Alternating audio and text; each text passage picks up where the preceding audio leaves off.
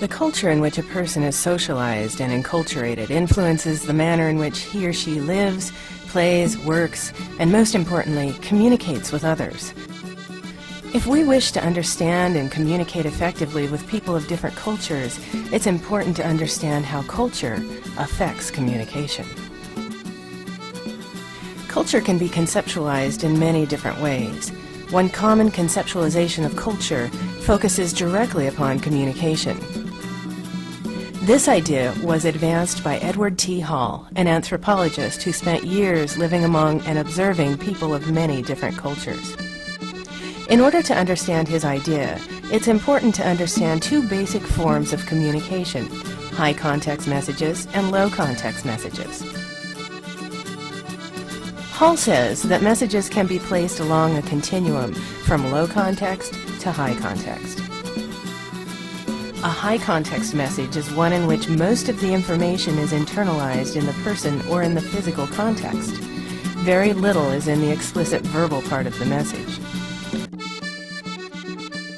Most high context transactions feature what is called pre-programmed information in the setting and in the receiver, with minimal information in the message itself.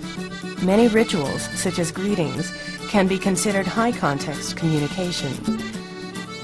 Generally, there's a history of interaction wherein behavioral patterns and meanings were established by or for the participants.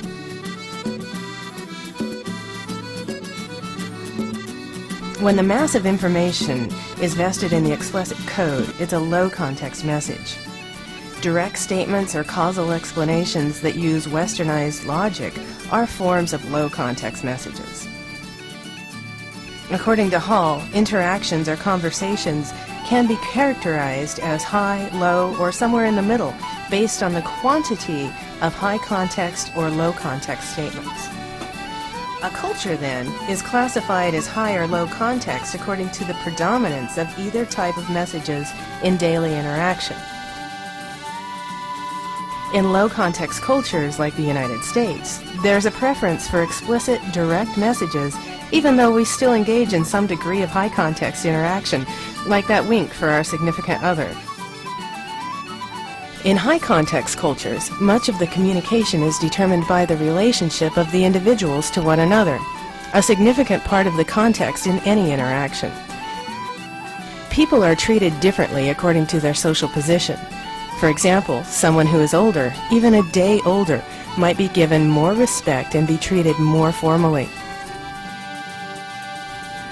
Though no culture exists entirely at one or the other end of the continuum, Japanese, Korean, Chinese, Mediterranean, and to some degree Indian cultures can be seen as high-context cultures. The United States, Australia, Germany, and Scandinavia are more probably low-context cultures. Understanding that messages sent between these cultures can take a variety of forms can facilitate effective intercultural communication and an appreciation of the richness of culture in our world.